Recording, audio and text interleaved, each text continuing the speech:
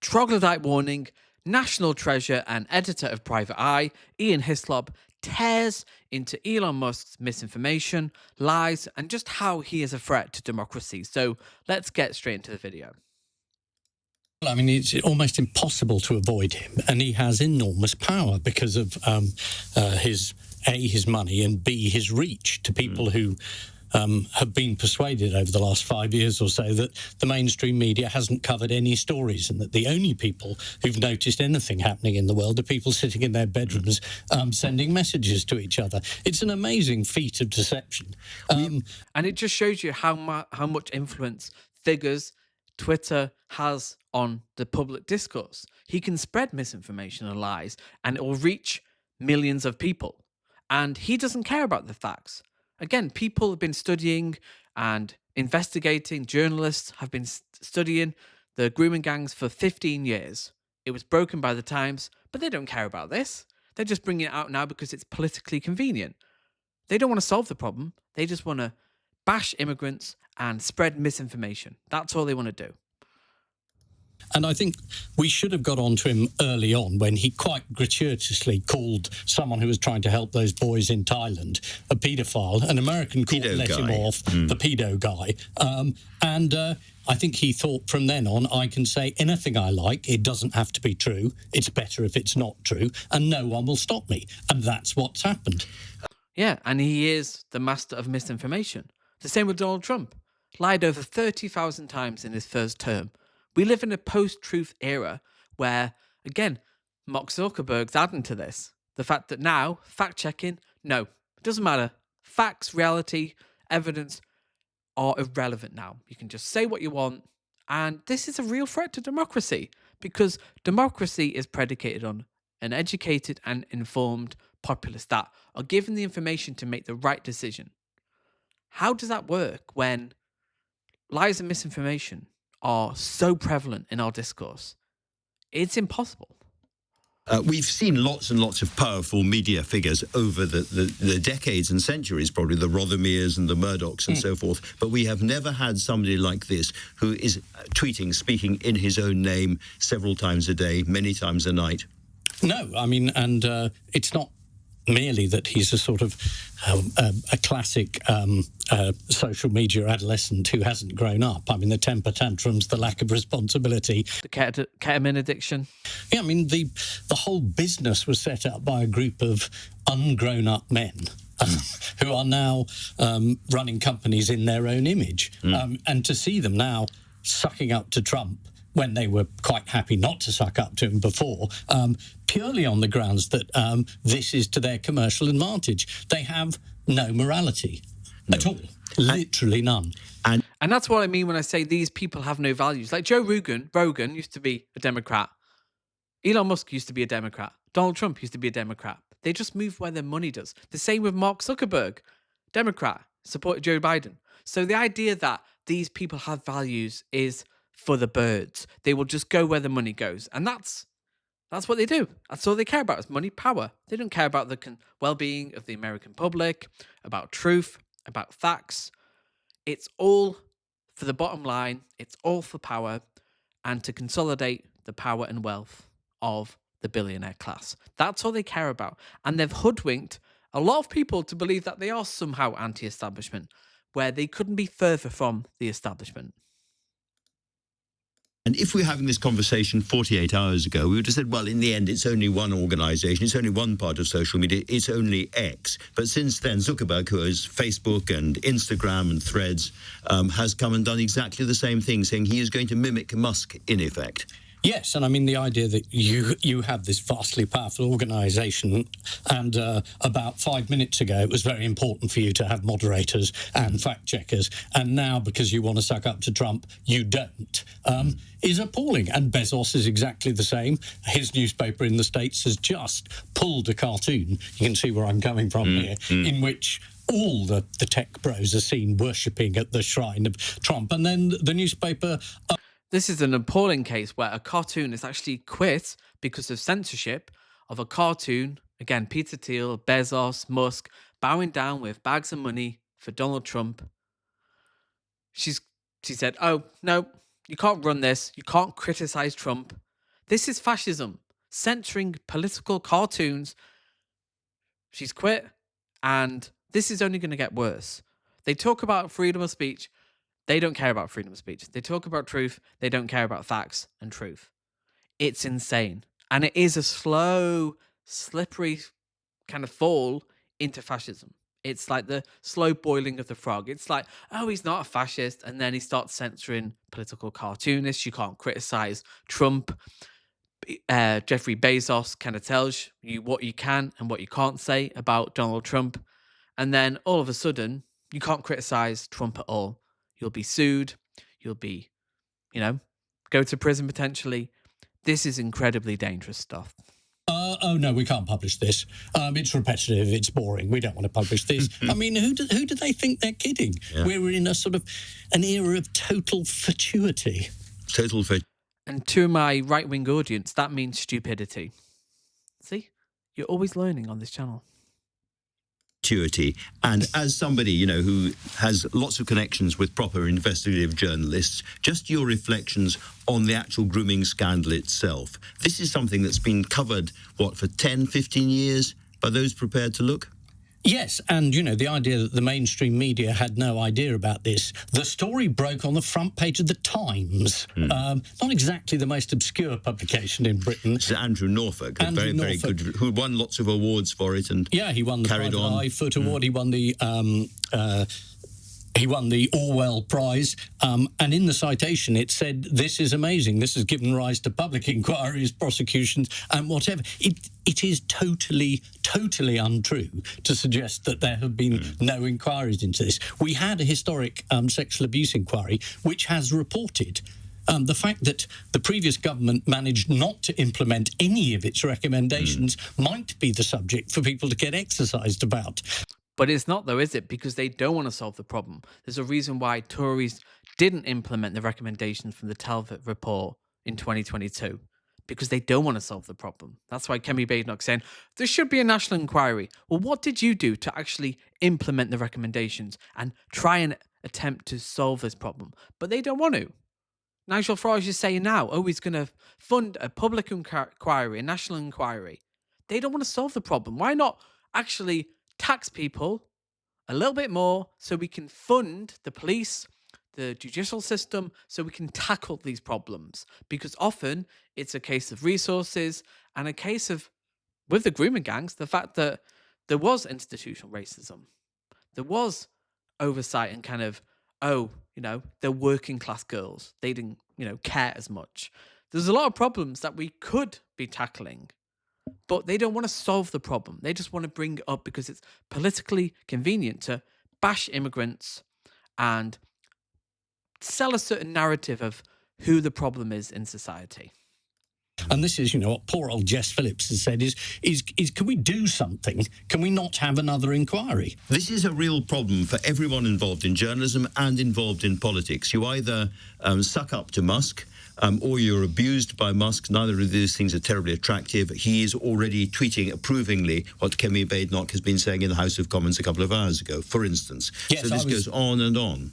Yes, I was very excited that he's supporting Kemi Badenoch, because that means presumably by the time most people hear this, he'll have attacked her.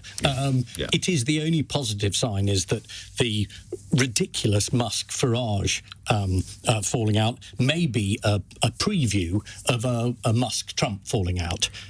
Yeah, I think this is a foreshadowing of just the inherent instability and self-destructiveness of fascism.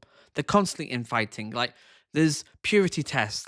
Again, Musk is for H-1B visas for his tech bro and kind of Twitter, Tesla, SpaceX employees so he can exploit them. But then on the other hand, you've got Farage can't get too close to Tommy Robinson because he's too explicitly far right. And, he's got a PR issue to say the least. So you've kind of got these schisms that are just going to fracture, and there's going to be the infight. And it's already happening quite a lot already. And it's only been a few months. I mean, not long since Donald Trump got elected, 2 months. So it's inherent. It's just a question of how fast it happens. Again, with UKIP in the UK, it went too far right. Farage left. I think the same's going to happen to Reform UK, but it's a question not of if, but when. Well, I think that's the only possibility, is that he is going to blow up. Possibly, I mean, he's got J.D. Vance to contend with, who also thinks that he's vice president, and that's going to be an interesting one to watch. Yes, and I think Musk has just noticed that quite a lot of MAGA supporters don't like immigrants, including ones from South Africa and India and the rest of the tech boys. They don't want these visas to go through, and they're racist in a very particular way, which isn't entirely to Musk's taste. So we can't ignore him. We can't mimic him. Again, inherently inconsistent and coherent. It's like the racist towards some people but not others. It's like some immigrants are it's again creates infighting, which is going to lead to a big falling out between Trump and Musk. I mean, obviously Trump is reliant on Musk and his money, but he's got his money out. He's in power, so there could be an easy falling out very soon. We can only sit him out. I think you either sit him out or refuse to take him seriously, which I think is, unsurprising from me, is the best idea. I mean, there's a cartoon in this week's Private Eye in which there's a man talking to someone dressed in full SS regalia, and the SS man is saying, look, you can't just call everyone who disagrees with you a fascist. And that's what we have to contend with. You have people saying all these fascist talking points, anti-immigration, anti-trans, degeneracy, blood and soil stuff, like focus on the nation, nativism, anti-intellectualism, anti-university, all these far-right talking points. But I'm not a Nazi. I'm not far-right. Okay. Exactly. This is exactly what we are contending with here. And the only way to deal with them, Ian Hislop is correct, is mock them. And Elon Musk is very ripe for mocking. He's so awkward. He's really socially inept. He can't talk without stumbling. And you've just got to mock them. I mean, Donald Trump as well. Huge ego. Just got to mock him incessantly. And that's what you've got to go for. Mock, mock, mock. Because they're so insecure. And they don't, it's not, you can have a rational argument and debate. You can't, because they don't really care about the facts and kind of knowledge, and they're not readers. I mean, Trump, certainly not. Musk, maybe a little bit more. But you just need to just go in for the insecurities. Hit them where it hurts. I mean, this is going to be a problem for you, however, Ian, which is that Musk is such a grotesque and weird figure and produces so much material that your entire publication is going to be Musk from beginning to end if you're not careful. Yeah, well, then we tell Same him for to all the of us. Telegraph. Very good. No, I'm hoping that one of my problems is I've been editor a long time, and in the old days we used to break stories, and nowadays we spend half the time pointing out stories that aren't true. So when you get Musk... Again, post-truth, post-fact era of politics where literally most of political discussion is like, well, what's the facts here? And I'm sorry, that should be the base level. Like, the fact we're in this situation is incredibly dangerous because, again, it's only going to get worse. But I think there's a certain tipping point when people go, actually, no. Enough of the misinformation, enough of the immigrant bashing. We need real solutions to real problems because it's all a distraction from the billionaire class. That's all it is. The culture war, the biggest distraction away from Elon Musk, the people in power. So people will slowly get sick of it. And I think they are slowly. Pretending to be a champion of women and young girls, and then he calls Jess Phillips an evil witch. I mean, how's that on a scale of medieval misogyny? Is that part of it? That's straight back to the ducking store. It's gross. Yeah, grotesque. He is riddled with contradictions, and at some point... And it's the same if you see images of Elon Musk with Ghislaine Maxwell, images of Nigel Farage with Andrew Tate, and they claim to be against grooming gags. Ghislaine Maxwell, famously, husband of one of the most notorious paedophiles, Jeffrey Epstein, cozying up to Elon Musk. They're all in it together. Trump again went to Epstein's island on numerous occasions.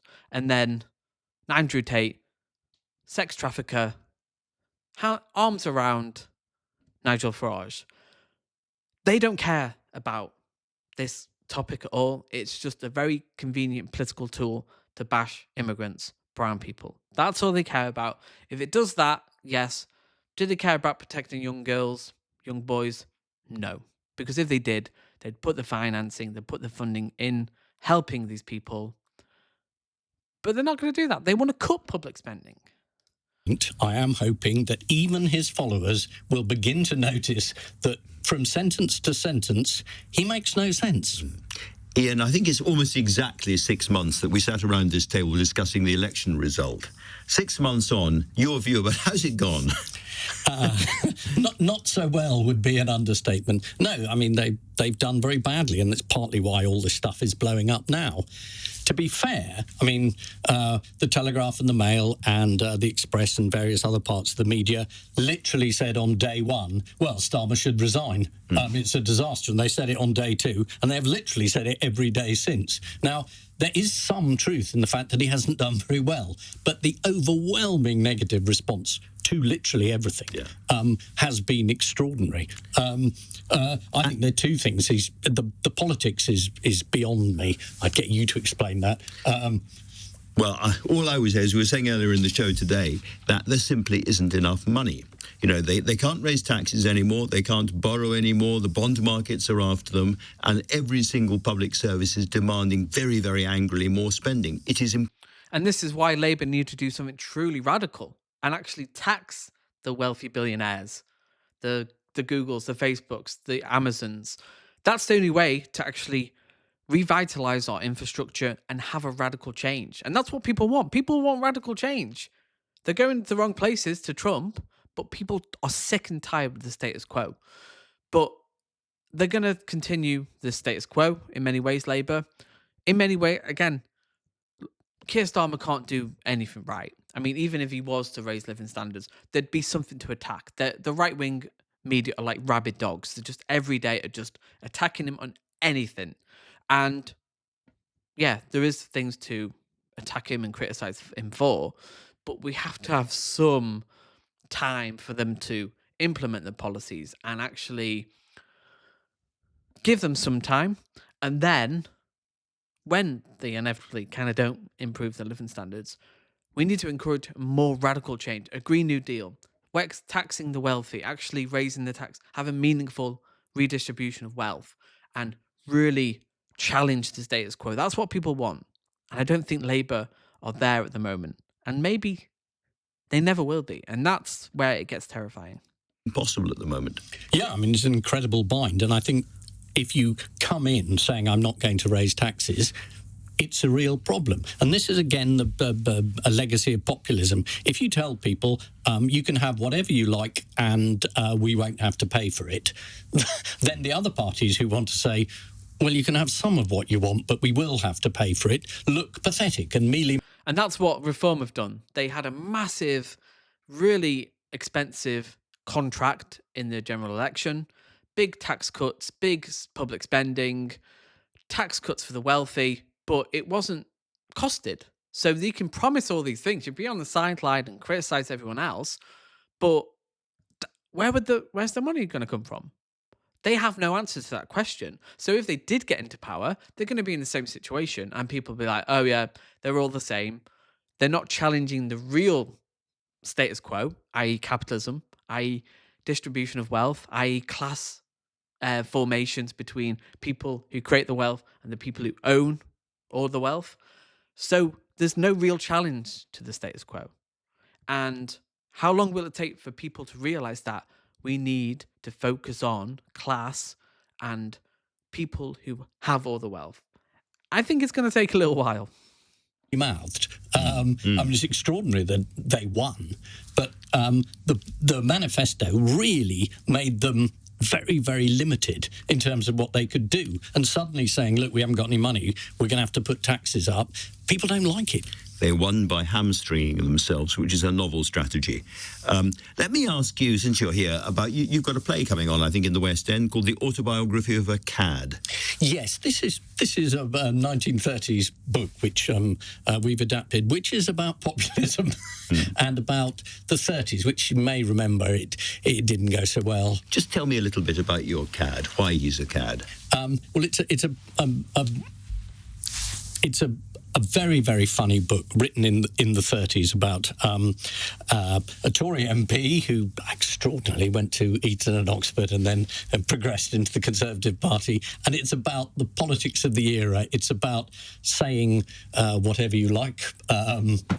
It's about saying whatever you think will be popular. It's about an amazing lack of moral compass. It's about the way these institutions don't defend us when we hope they would, and the result is not entirely what you hoped. In a curious kind of way, I find this rather reassuring. In other words, it's always gone. I was talking to my son today, and he said, when is it going to become normal again? I said, it has never been normal. It wasn't normal in the 30s. It's not normal now.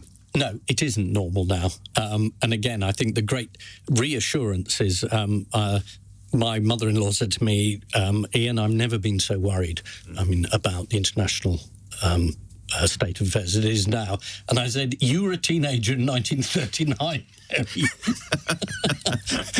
I think there may be some relativism here. So there we have it.